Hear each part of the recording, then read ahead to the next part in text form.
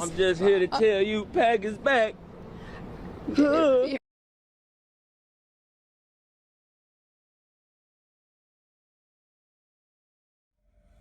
All right, what's packing with you, YouTube? Pack is back. Shout out to the subscribers. Shout out to all of the other content creators. Y'all know who you are. Shout out to the Outlaws. And let's get this shit over with quick. Oh, shit. Schedule drop. This is my fucking bullshit reaction to the horse shit that the NFL is putting this team through this year. Now, me, basically, what I look at is what narrative is going to be ran this whole season with the Packers. Every team has a fucking storyline. So with that being said, man, let's get into this fucking 2024 Packers schedule. Because I'm in Vegas right now, passing through, had to come out here, make a few bets. It is hot as I don't know what. But let's get it done. All right, we got the first game Friday, September 6th in Sao Paulo, Brazil, facing off against the Philadelphia Eagles. I'm not really going to put all my eggs in a basket on this game. I'm not going to do no win-loss record or nothing like that. I'll say that for MTC when me and Bernard go live. Matter of fact, I need to get a hold of Bernard. We haven't went live in a minute, but we definitely got to go live this weekend. But yeah, I'm not really expecting much in that game. It's an overseas game. I hear everybody, oh, there's a lot of Packer fans out there in Brazil, and yeah. And it's a home game for the Eagles. So the Eagles got I think 2 home games. Right, yeah, back-to-back. They got 2 home games before. I think they go on the road. They might have 3 home games. I'm not sure. I haven't looked at their schedule completely yet. But as far as for the Packers, this is just going to be a glorified extra preseason game to me, just so they could evaluate whatever they have left on the roster, dudes that's going to make the cut, dudes that's not going to make the cut, some dudes they keep, some dudes they put on a practice squad, some dudes they will release. I like the format, how it's laid out, the schedule. You know, we on the road, then we home against the Colts. Then we go to the Titans. That's not that far. That's not a long ways to travel. Then we home against the Vikings, September 29th. I'm going to try to go to that game, and I'll explain that in a minute or at the end of the video.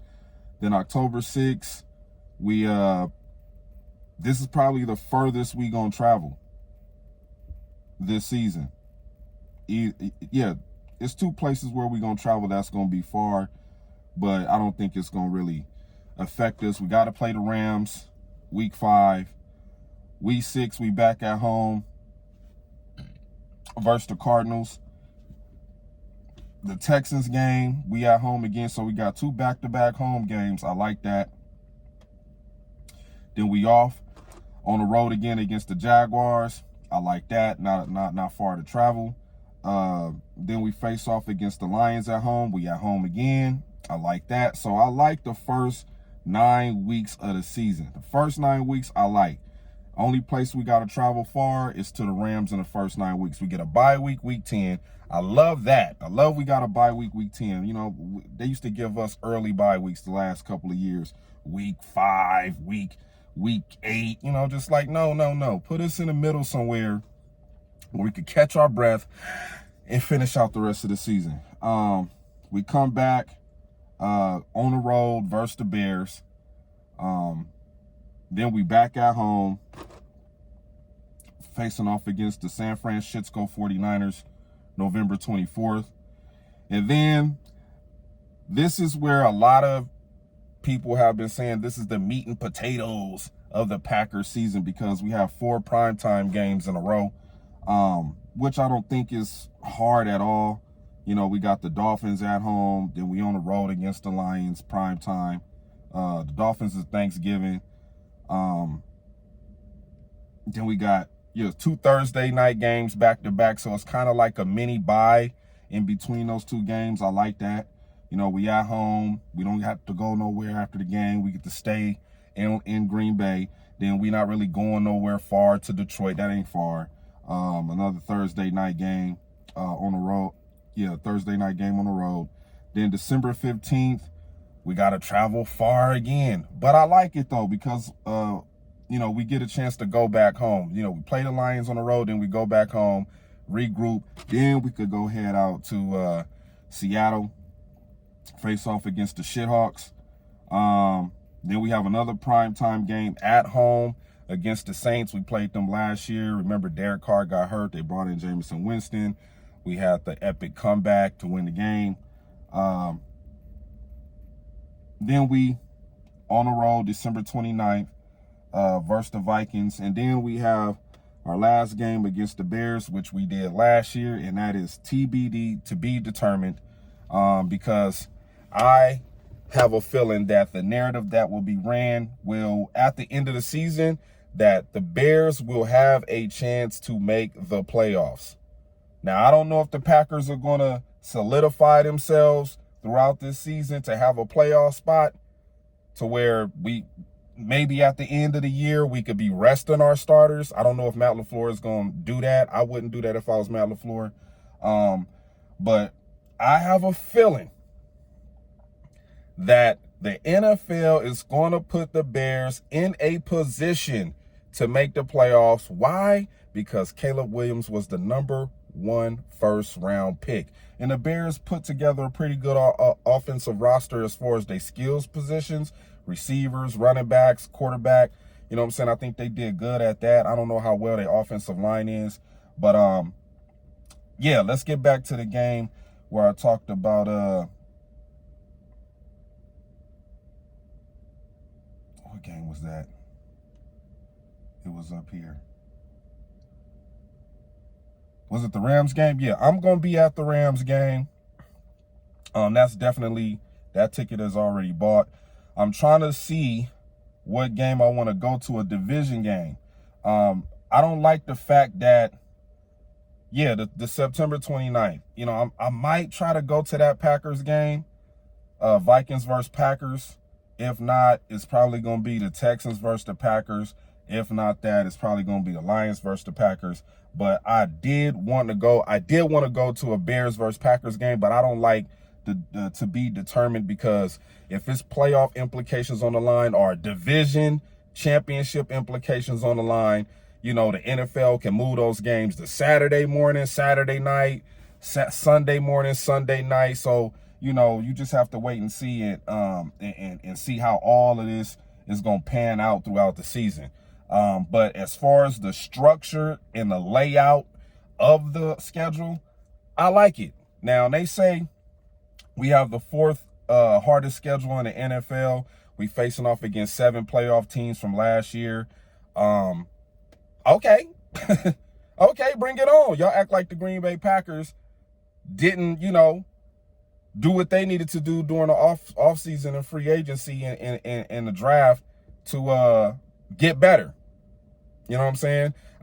Me and Bernard, when we go live, we'll probably do a win-loss thing. I don't want to do that right now because the schedule is fresh out.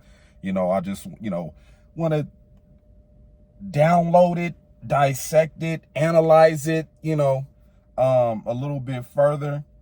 You know, some people go, oh, we going 14-3. We could possibly do that.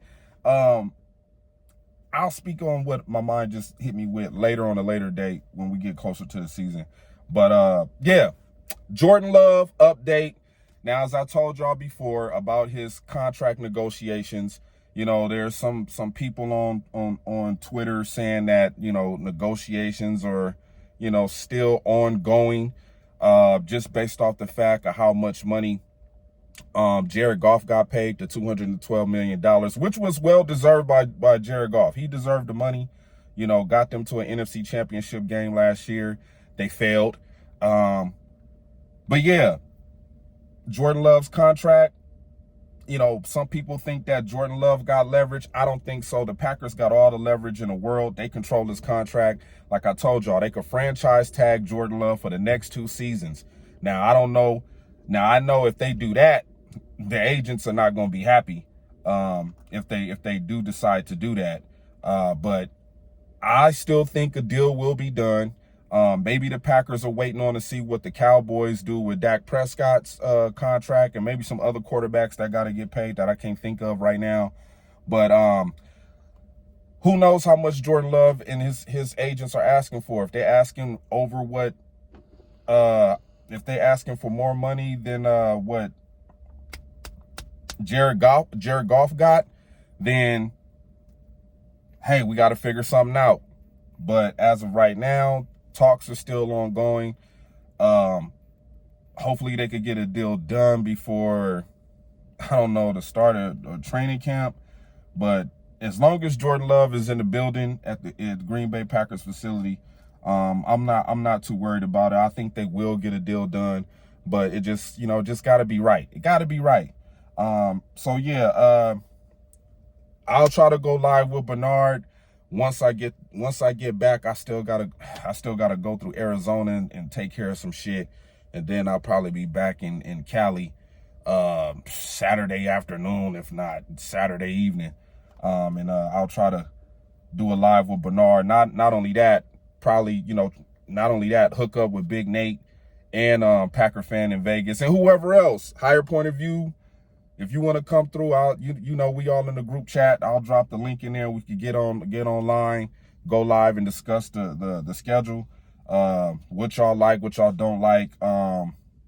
So far, I think this is a pretty decent schedule. We don't have no stretch of games where we on the road like we did last year. I think we had like 4 games on the road. But it was good to see that the Packers handled themselves on those road games. So I like to me, this is a balanced format for a schedule for the Packers. Very well balanced. And we'll talk furthermore about it once I get back to Cali. Right now, I'm about to turn this car back on, crank up this AC, and get the hell out of Vegas. I'll holla at y'all. The Pack is back.